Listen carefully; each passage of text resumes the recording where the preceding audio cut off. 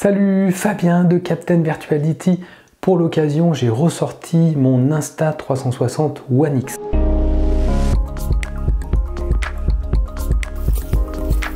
Parce que Insta360 vient de sortir la version 2 de cette caméra.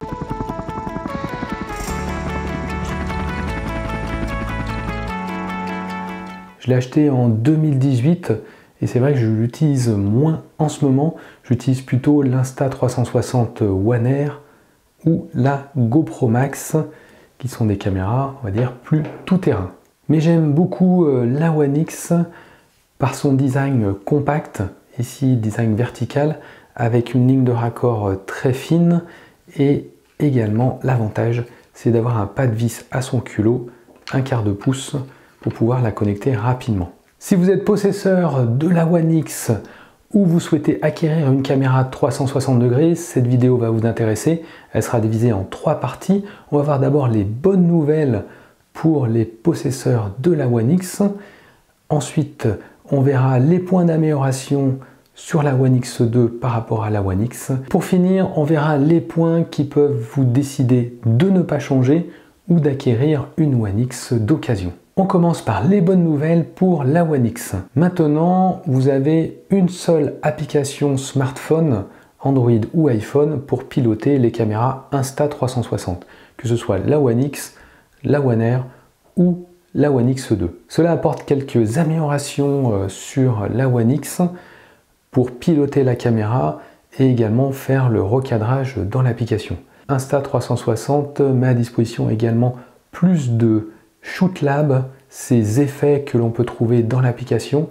Maintenant, ils sont au nombre de 5. Clone Trial, Dolly Zoom, Time Flip, Giant Planet et le nouveau qui s'appelle Ghost Town. Tous ces effets utilisent l'intelligence artificielle de l'application. Il faut un smartphone assez puissant. Vous pouvez capturer avec la One X et créer les effets. Ici, j'ai mis un tuto sur différents effets. J'ai testé le Giant Planet avec la One X. On regarde tout de suite le résultat.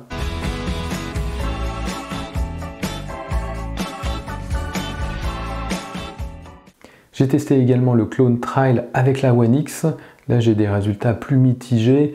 Il y a les clones qui ont tendance à bouger.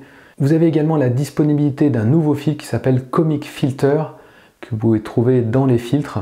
Ça donne un effet comique à la photo 360 que vous pouvez après exporter. Il y a 3 changements majeurs de la One X2 par rapport à la One X. Le premier, c'est l'étanchéité à 10 mètres.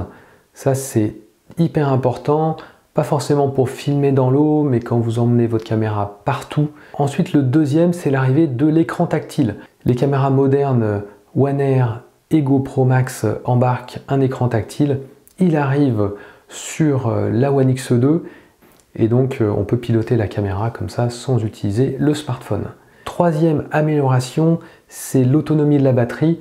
On passe sur une batterie à 1630 mAh qui peut durer environ 1h30 contre 55 minutes sur la précédente One X. Donc ça, c'est aussi très bien. On se rapproche de l'autonomie que j'ai sur la GoPro Max et c'est très confortable puisque déjà avec une batterie pleine, on peut filmer plus d'1 heure et si on a 2 jeux de batterie, là on est vraiment confortable. Il y a d'autres améliorations comme l'amélioration de la robustesse de la caméra et notamment sur le culot. Ici on avait un culot ici plastique et si on vissait la canne un peu trop fort, on pouvait fissurer la partie plastique. Maintenant c'est une partie métallique donc plus robuste. La caméra a gagné également en épaisseur mais reste sur un design compact. On a un poids à 150 grammes contre 114 à la One X. Il y a également une amélioration sur la prise de son. Maintenant, la caméra embarque 4 microphones qui permet aussi de créer un son ambisonique vidéo 360. Un mode Steadicam qui permet d'utiliser un seul objectif de la caméra, donc qui permet de filmer de manière classique en non 360. C'est une fonction qui existe sur la GoPro Max, qui est la fonction Hero. Pour filmer de manière classique, on utilise l'un ou l'autre des objectifs. On peut choisir entre les deux. On a une résolution en 1080 ou maximum 1440. Et enfin, on a tout un tas d'améliorations liées à l'intelligence artificielle dans le logiciel et via l'application Insta360. On a parlé des différents effets Shoot Lab, mais on a également des fonctionnalités comme le Pure Shoot, également le tracking qui est amélioré. Beaucoup d'améliorations en fait sur ces fonctions et c'est assez dynamique puisqu'il y a des fonctions qui arrivent régulièrement. Est-ce que ces nouvelles fonctionnalités sont suffisantes pour vous convaincre de changer votre One X? C'est ce que je vais développer dans cette dernière partie avec 3 points. Le premier, c'est que la One X2 est une toute nouvelle caméra.